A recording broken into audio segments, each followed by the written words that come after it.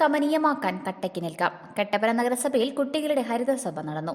Idukki live വാർത്തകൾ നിങ്ങൾക്കായി അവതരിപ്പിക്കുന്നത് confidence group of institutions, Darshana building, near private bus stand, Nedumkandam. നഗരസഭ ഹരിതാപമാക്കിയാണ് കട്ടപ്പന നഗരസഭാ പരിധിയിലെ 9 സ്കൂളുകളിലെ കുട്ടികൾ ഹരിതസഭയിൽ പങ്കെടുത്തത്.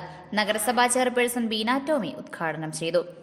നമ്മുടെ കുഞ്ഞുങ്ങളെ നമ്മൾ വളർന്നു വരുന്ന കുഞ്ഞുങ്ങളാണ്.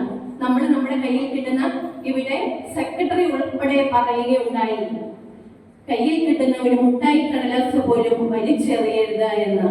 നമ്മള് ചൊട്ടയിലെ ശീലം ചുടല വരെ എന്നാണ് കാരണവന്മാർ പറയുന്നത്. അപ്പൊ കുഞ്ഞുങ്ങളോട് എനിക്ക് പറയാനുള്ളത്, നിങ്ങളുടെ ഈ ഭാവിയുടെ തലമുറകളാണ്. അപ്പൊ നമ്മുടെ നാടിനെയും നഗരത്തെയും എങ്ങനെ കൊണ്ടുപോകണം, എങ്ങനെ കൊണ്ടുവരണം, ഏത് രീതിയിലാക്കണമെന്ന് വളർന്നു വരുന്ന മക്കളാണ് ചിന്തിക്കേണ്ടത്. നമ്മുടെ കയ്യിൽ കിട്ടുന്നതും നമ്മുടെ വീട്ടിലുള്ളതുമായ ചപ്പുചവറുകളും അതുപോലെയുള്ള മറ്റുള്ള സാധനങ്ങളും എല്ലാം വലിച്ചെറിഞ്ഞാല് നമ്മുടെ നാട്ടില് എന്തൊക്കെയായിത്തീരും. ഇന്ന് പലവിധ രോഗങ്ങളാൽ വലയുകയാണ് നമ്മുടെ ഈ നാട്.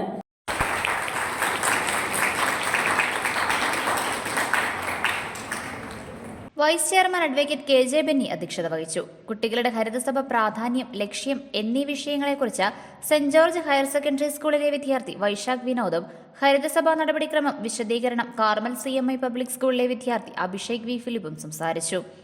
സംസ്കരണവുമായി ബന്ധപ്പെട്ട അവസ്ഥ വിലയിരുത്തി റിപ്പോർട്ട് തയ്യാറാക്കുന്നു.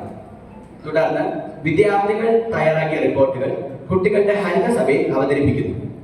ശേഷം ഓരോ സ്കൂളിലെയും പ്രതിനിധികൾ അവതരിപ്പിച്ച റിപ്പോർട്ട് വിലയിരുത്തി തദ്ദേശ സ്വയംഭരണ സ്ഥാപന പ്രസിഡന്റ് അല്ലെങ്കിൽ പ്രതിനിധികൾ എന്നിവരോട് ചോദ്യങ്ങൾ ചോദിക്കാം.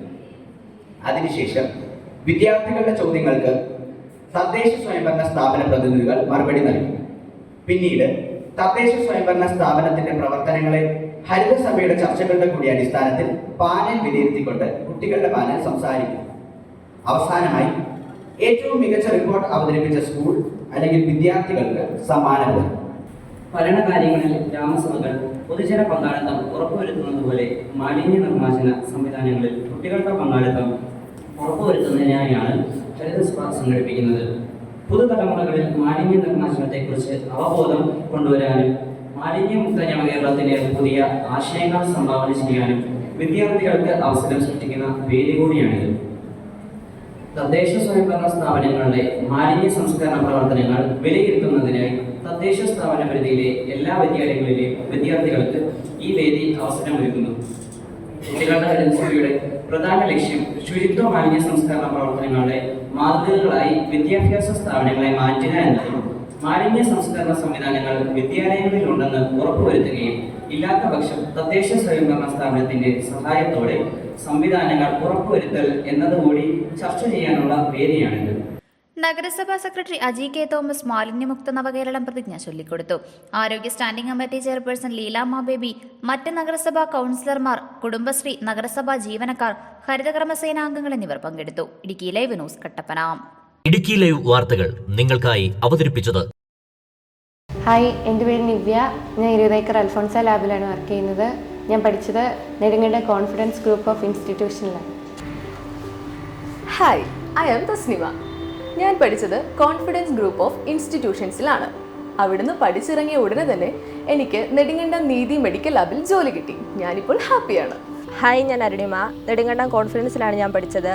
പഠിച്ചിറങ്ങിയപ്പോൾ തന്നെ എനിക്ക് രാജാക്കാട് SN ഹോസ്പിറ്റലിൽ ജോലി കിട്ടി. ഹായ്, ഞാൻ അമർദീന്ദു. ഞാൻ വർക്ക് ചെയ്യുന്നത് Rajakkad life care medical centre ഹോസ്പിറ്റലിലാണ്.